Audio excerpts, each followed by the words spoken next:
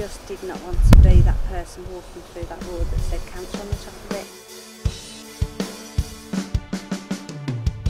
My name's Sharon Rose and I'm 52 now. I found out in 2005 and I was 45. It was my first girly holiday. And the first of many actually, and I'm very lucky to have said that I only missed 2006 and then I went back in 2007. But yes, it was off to Magaluf at 45 and sitting on the sea in Palmanova, sitting on the sand and swimming in the sea and just enjoying the company of my crazy friends. I felt my fittest, I was my happiest, and I didn't realise I was walking around with cancer, but I had found a breast lump and it just didn't go away.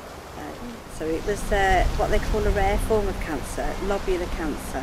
And what I didn't know was that it was quite a fast-spreading cancer. And I felt the first lump, but I didn't know I had 2 lumps. So I only knew that when I had a mammogram and I went to the hospital.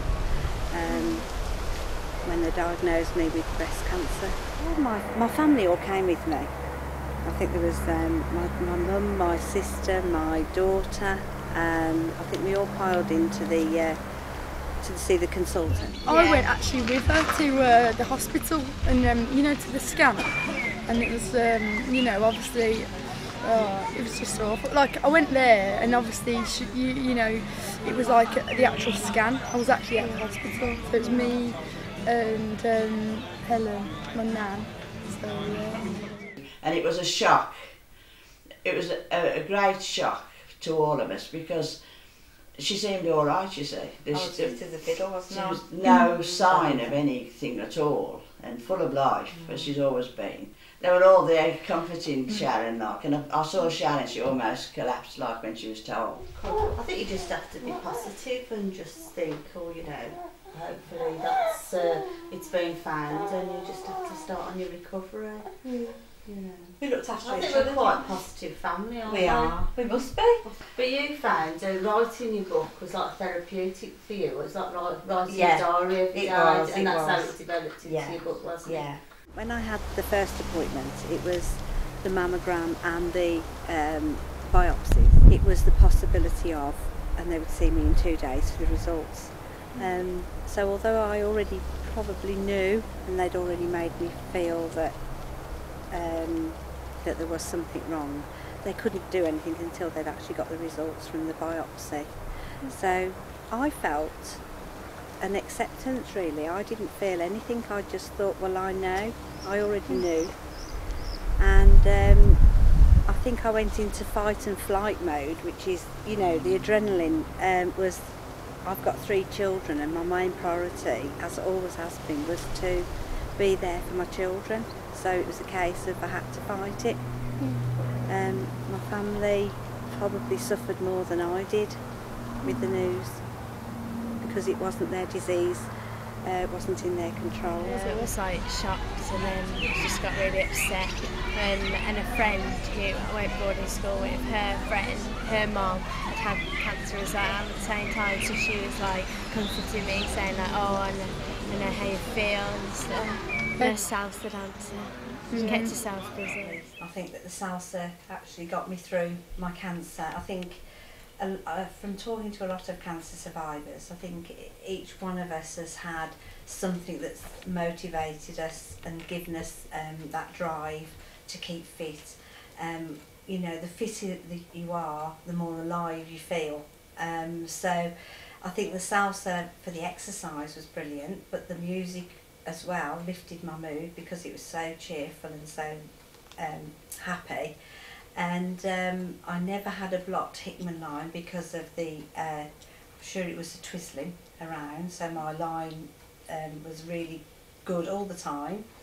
And most of all was the friendships. They were the most nurturing community, and at that particular time, you know, I had lots of hugs from them, and you know, I had lots of very close friends. I'd probably been doing salsa just slightly longer than Sharon, but I was still very much a beginner when we met.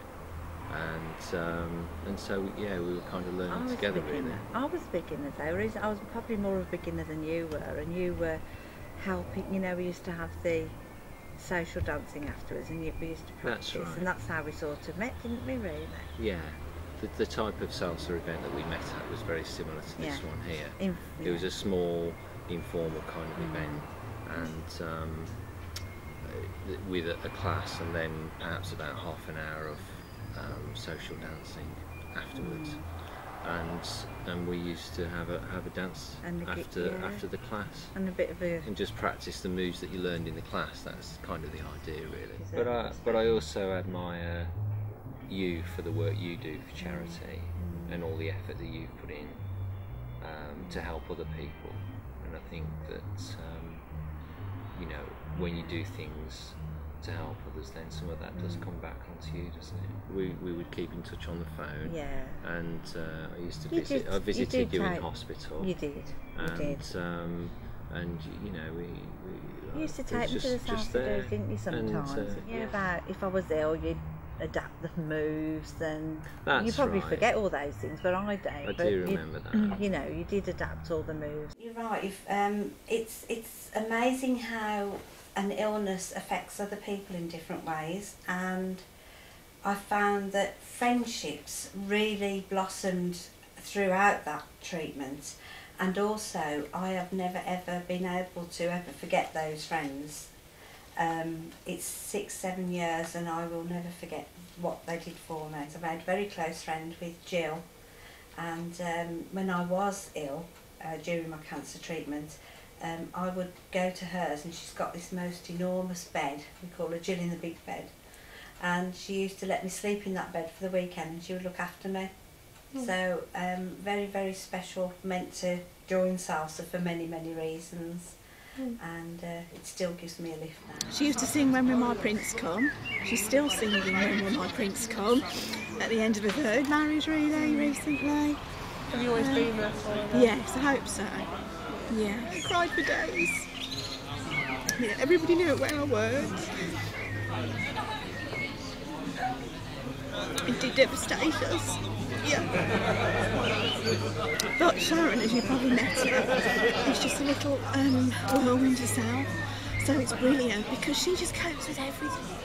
She just says, you know, come on, let's go. So I did go once with her. I found it difficult, but she didn't. She got all the nurses laughing, telling them about her life story. And she just makes everybody around her just giggle and laugh. She's just contagious. What do you think of the book? I think it's great. Yeah. I think it's a real inspiration for people because I can't imagine, I just know how I felt. And she really was determined to get on and do everything. And I've heard everybody say, it's given them a new lease of life, because the one big thing is you have to carry on, and that's what she's done. Because I remember one time going to the door and she had lost her hair, and I think I started to cry, but she was laughing because she wanted me to see the new wig she got. So whenever I was in tears, it was quickly lost, because she would end up, you know, stop doing that, let's just get on with it. Oh, totally. Yeah, she's just great. We are soulmates, really. I'll always be there for her. Well, I'm still enjoying life, and I think that the most precious gift that I've been given are my grandchildren, and this is the youngest one, Donnell, and it's beautiful. And that's all there is to say about you, isn't it? Oh, beautiful. And this is what makes life tick by and gives me all the pleasure, gives me all my pleasure in life. Right, yeah.